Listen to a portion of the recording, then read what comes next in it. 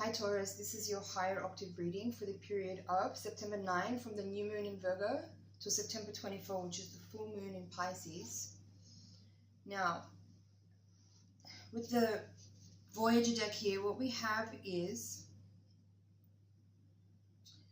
as I said at the end of the general reading, there is this feeling here like you have grounded yourself, you have kind of put in a lot of work and a lot of effort to recalibrate yourself, to understand the situation as it's occurring from a higher perspective. You're able to look at the situation from the position of the ultimate observer after having spent a lot of time and effort really studying yourself and seeing your place in it, and really honestly placing the responsibilities in the right places.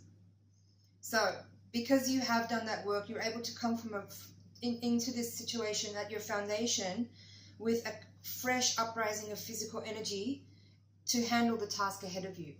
And as I said, you have the Woman of Cups in the center of the reading, saying that, again, you've put in a lot of work and effort to center yourself in your emotional body so that you can come at this moment, this situation, this event that's playing out from the position of clear, grounded, intuitive, compassionate sensitivity. The crowning card is the Eight of Crystals, which in this deck is called Synthesis. So that says to me that you are able to, as I said, see the situation that's playing out and understand all the parts that are happening and all the different cogs and wheels, and like see how this whole thing is like operating as one big orchestration, and you're able to synthesize all that information and take it all in so that you're actually able to communicate that out in order for the other people in the situation to garner and glean understanding from it as you're able to help them see it, right? Now, some of these other surrounding cards in the other quadrants. Well, first I'll go across the central axis here. So coming into the reading, this card is the recent past. This is kind of the future, or the outcome. Four of Crystals here is called Logic, and Ace of Cups is called Ecstasy. So beautiful. So that's what I'm saying here, is like this card is saying to me that you've spent a lot of time in meditation, you've spent a lot of time, you know, really taking in all the energies that you've been feeling from the experiences, from all the interactions that have been playing out. And you've really spent time examining and analyzing all the things that have happened so that you can gain understanding and clarity. And that's what this card Logic is saying to me, is that you've put in a lot of mental effort and a lot of meditation to understand this from the perspective of the higher mind, from the position of the ultimate observer. You're witnessing the situation, not from your pain body, which is like the anger card here in the center of the reading. There's two fours here, I might just add. So you have two fours and two eights and two aces. So here, these two fours. So the Logic card, as I was saying, is that you've put in a lot of effort in witnessing, observing, meditating in order to understand. This card is saying your challenge is to overcome your lower vibrational human energy of emotional reaction. And I think it's interesting that this card is crossing the Woman of Cups at the center of the reading, because I feel like you actually are able to overcome this energy, because all the other cards are supporting, saying that you actually do have the tools and the skills to be able to really bring the healing energy to this situation that's necessary, right? And yeah, so coming into the situation, Four of Crystals, Logic, you've meditated, you've analyzed, you've really considered what's going on, you've really spent a lot of time thinking about it and like understanding, striving to understand.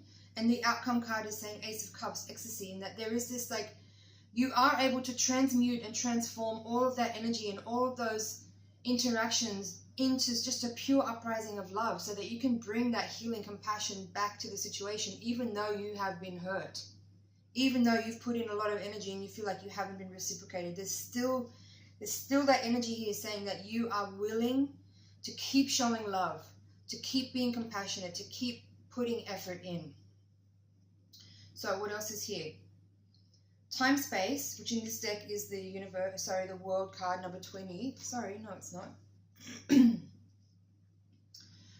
Time space is the world.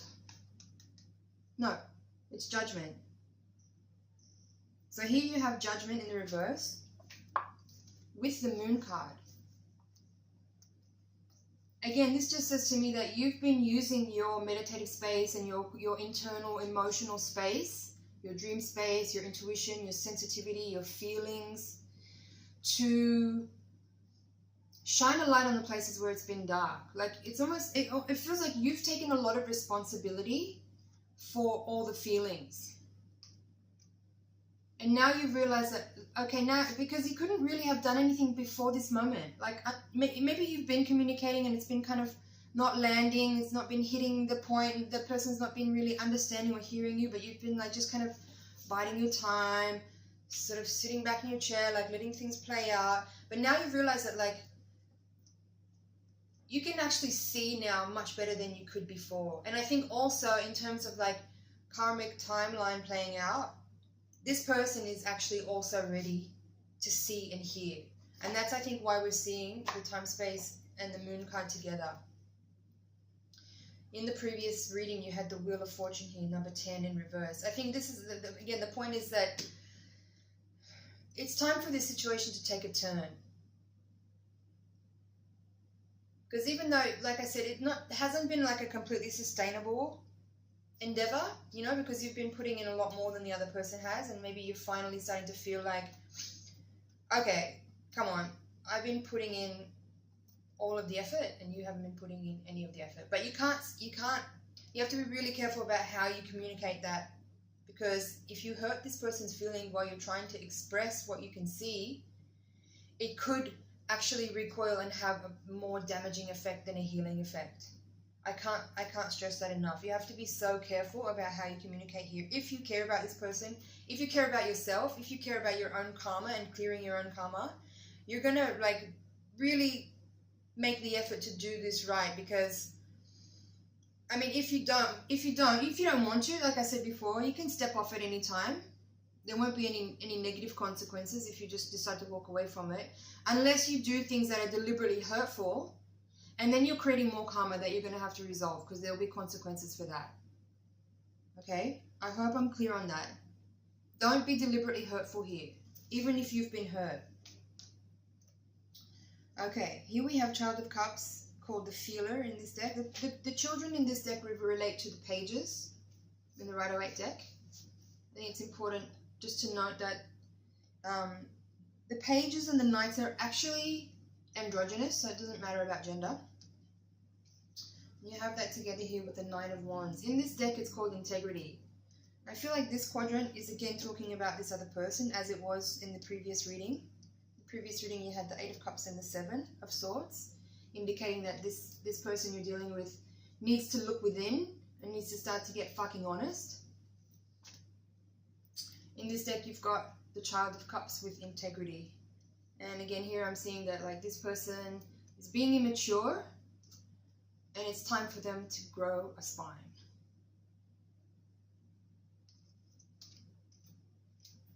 Now, in this quadrant, the hopes and fears, you have the Hierophant reversed with the Fool, which is interesting. Hopes and fears. What does this say? Well, I mean, again, I feel like in this position right now, the Fool card could be kind of again just repeating this Child of Cups in reverse. It could be just indicating that the person you're dealing with is a little bit immature emotionally. But it could also talk about you, like the Hierophant. The Hierophant is you, just like the Fool is you. I think this is talking about your commitment. Hopes and fears, right? Hierophant reverse. It could be saying that it could be suggesting that your commitment could be on the waning side of things, being that the Hierophant is in the reverse, and that you would like to just make a new start, clean slate, move on. That's a potential here, and there's nothing wrong with that if that's what you choose. Free will is always at play. Free will is always at play. You can change your mind at any time you like. If you don't want to keep putting in effort, you don't have to. But yeah, commitment and new beginnings. So that's the hopes and fears. It could be that you're hoping for a new beginning within the relationship, within the dynamic with this person, or it could be that you just like want to cut things off and walk away. Hopes and fears. And then in the outcome position you have the Eight of Worlds in reverse. In this deck it's called Change, with the Ten of Crystals, which in this deck is called Delusion. So there are no fixed outcomes, as you know. There is no way that anyone can make any prediction about what will happen. The future is based on what you choose to do and what you choose to think about right now. So where it goes is up to you. Change is inevitable. And I see the Delusion card here as, I mean, this card in the Rider-Waite deck, the Ten of Swords, is that very gruesome picture of the man lying in the snow with the 10 swords in his back, which is clearly a death and or a betrayal. But what I'm seeing in this deck and with this reading is that I think that you need to really be careful that you don't let this situation become pain that resides in your body, that you don't take it forward, that you allow change to happen, you let transformation happen, you let people transform in their own time too. You just do the best that you can do at any time, at every time, and accept and let things be as they are. Let people be as they are. And maybe you'll feel like some disappointment because you put in a lot of effort and so far you haven't seen anything. But our spirits are timeless, and karma and is not linear, you know? Like, we don't know. We don't know what happened in past lives, unless you remember. You know, maybe what's going on right now is something that you kind of owe this person because they did you a solid sometime in the past. And this is karma coming back around where like you're taking care of them. We don't know. All we can do is our best in every moment and come from a place of loving compassion at all times. Be kind, be thoughtful, be considerate. But going back to the first reading, priority is always self-care and self-love. I'm not saying that you should put yourself in a situation or stay in a situation which is unhealthy for you or abusive or that makes you miserable. Take care of number one. You know, you can support this person or these people from a distance if you need to, or communicate with them, but like remove yourself and just take care of yourself and just do what's good for you.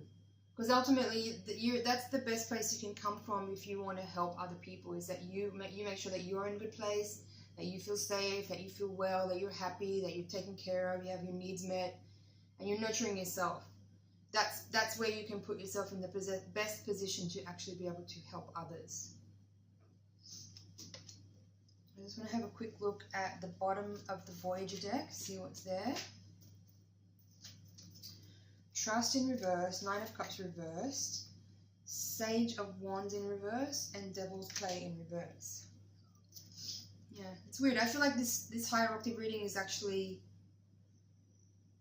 there was a switch. Like the first reading, the general reading, was actually the Higher Octave reading, and this is kind of a little bit more of like the lower vibrational reading. Yeah, because what I'm seeing here is that like with all these reversals, it's more of the like physical manifestation of the discomfort and the strife and the unhealthy attachments and the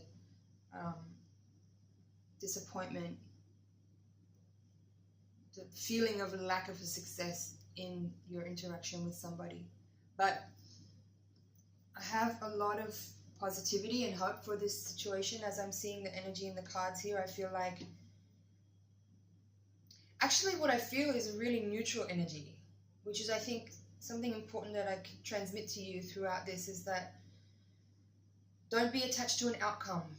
Just keep coming from a neutral place of loving compassion, honesty, wisdom, and just let things play out as they will. Avoid drama.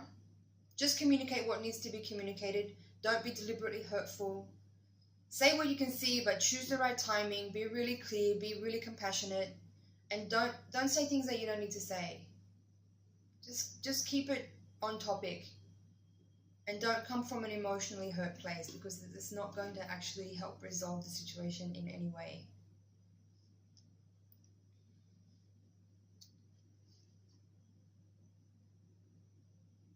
Just checking if there's anything else. Top of the deck has got the Ace of Wands reversed. So again, yeah, it's kind of like touching on some more of this, which is feeling like that the energy of like maybe wanting to turn away from it because it's difficult and it's painful and it's disappointing. And that's okay too. Like I said, come from a neutral place. Either way you decide to go, it's okay. There's no consequences. As long as you're not doing anything that's deliberately hurtful, that's going to create more karma for you that you'll then have to deal with consequences for later, whether it's in this lifetime or in another lifetime. Avoid drama. Don't create more karma. Do the best you can. Be kind and compassionate. And come from that place of the ultimate observer where you can really witness things from a really evolved, honest place. Okay? Thanks, Taurus. I'll see you in the next cycle. Don't forget, I'm going to put the link for the first reading in the description box here so you can keep both of them together. And I would recommend that you watch both of these readings again so that you can get more out of them. There's a lot of information that comes through in all of these readings, and I think watching them just once you could miss out on a lot of information. So go back and watch it again, and then maybe in a week's time watch them again. As events unfold, different pieces of information will be more relevant to you and will help you along the way. So you got this. Thanks, Taurus.